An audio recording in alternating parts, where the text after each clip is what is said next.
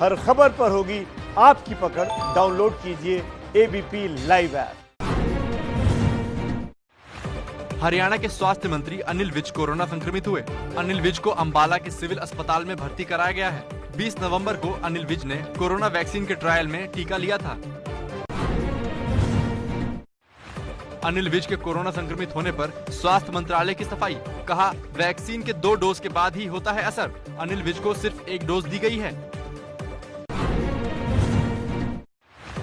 Corona vaccine को लेकर देश में सियासत शुरू। विपक्ष ने पूछा मुफ्त में क्यों नहीं है वैक्सीन। कल सर्वदलीय बैठक में पीएम ने कहा था राज्यों के साथ वैक्सीन की कीमत पर बात चल रही है। देश में कोरोना मामलों की संख्या 96 लाख के पार पहुंची। कल देश में करीब 38,000 नए केस सामने आए, लेकिन 42,000 से ज्यादा लोग ठीक भी हुए हैं। एमपी में 31 मार्च तक बंद रहेंगे 8वीं तक के स्कूल। कोरोना की वजह से लिया गया है फैसला। 9वीं से 11वीं तक के छात्रों को हफ्ते में 1 या 2 दिन स्कूल बुलाया जा सकता है। देश में कोरोना टेस्ट के दाम कम करने की मांग पर सुप्रीम कोर्ट में याचिका दर्ज। याचिकाकर्ता ने कहा पूरे देश में आरटीपीसीआर टेस्ट की कीमत 400 रुपए की जाए। तमिलनाडु के रामेश्वरम में बुरेवी तूफान ने मचाई तबाही। भारी बारिश की वजह से कई इलाकों में पानी भर गया। तेज हवा की वजह से जर्जर हो चुकी चर्च की दीवार गिर गई। पुडुचेरी में भारी बारिश ने किया बेहाल। कई इलाकों में जलजमाव हो गया, लोगों को दिक्कत हो रही है। एमपी में जमीन माफियाओं पर शिवराज सरकार का एक्शन जारी। इंदौर में अवैध निर्माण पर नगर पालिका ने चलाया बुलडोजर। एमपी में यूरिया की कालाबाजारी का मामला सामने आया। छिंदवाड़ा में एसडीएम ने छापा मारा। नियमों की अनदेखी कर महंगे दामों पर बेच रहे थे यूरिया। दिल्ली की शादियों में चोरी करने वाली गैंग पर पुलिस का शिकंजा। सूट बूट पहनकर शादियों में जाकर चोरी करते थे। पुलिस ने 7 आरोपियों को गिरफ्तार किया। बिहार में शराब माफियाओं पर पुलिस का बड़ा एक्शन। हाजीपुर में पिछले 2 दिनों में पुलिस ने 25 लाख की शराब पकड़ी। बिहार में 2016 से शराबबंदी लागू है।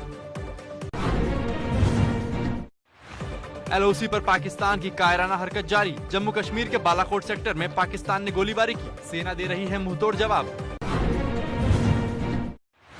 ठंड और प्रदूषण ने बढ़ाई दिल्ली की मुश्किलें। आज दिल्ली के आसमान में सुबह धुंध की ज्यादा छाई रही। हरियाणा के हिसार में हैरान करने वाला मामला सामने आया। महिला ने 80 साल की बुजुर्ग अपनी सास के साथ मारपीट कर उन्हें घर से बाहर निकाला। पुलिस ने आरोपी महिला को गिरफ्तार किया। कर्नाटक में आज कन्नड़ समूह ने बुलाया बंद। कर्नाटक सरकार के मराठा समुदाय के लिए निगम बनाने के फैसले से नाराज है कन्नड़ समुदाय।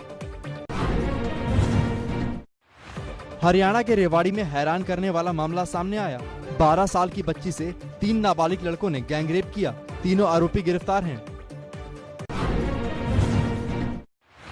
तमिलनाडु की सभी सीटों पर लड़ने की तैयारी में है सुपरस्टार रजनीकांत। रजनीकांत के राजनीतिक सलाहकार बोले सभी 234 सीटों पर लड़ेंगे।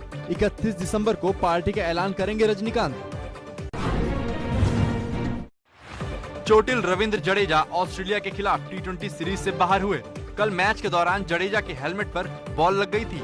जडेजा की जगह शार्दुल ठाकुर टीम में शामिल होंगे। लद्दाख में बर्फ की बड़ी मार। द्रास, कारगिल और जोजिला में जमकर बर्फबारी हुई। बर्फबारी की वजह से दूसरे इलाकों से लद्दाख का संपर्क टूट गया। नेपाल में राजतंत्र की मांग को लेकर बड़ा प्रदर्शन। काठमांडू में सड़कों पर उतरा हजारों लोगों का हुजूम। अमेरिका के नवनिर्वाचित राष्ट्रपति बाइडेन की सरकार में भारतीय मूल की नीरा टंडन को बड़ी जिम्मेदारी। बाइडेन सरकार में अर्थशास्त्री नीरा टंडन अमेरिका का बजट बनाएंगी। अमेरिका में कोरोना की दूसरी लहर ने मचाया हाहाकार। अमेरिका में हर रोज कोरोना से औसतन 1800 लोगों की मौत हो रही है। भारत की कड़ी आपत्ति के बाद भी कनाडा के पीएम की बयानबाजी जारी है। ट्रूडो बोले दुनिया में कहीं भी शांतिपूर्वक विरोध होगा, हम उसके साथ खड़े हैं। ट्रूडो की बयानबाजी पर भारत का बड़ा फैसला। कोरोना पर 7 दिसंबर को होने वाली विदेश मंत्रियों की बैठक में शामिल नहीं होगा भारत। कनाडा की अध्यक्षता में होने वाली है बैठक।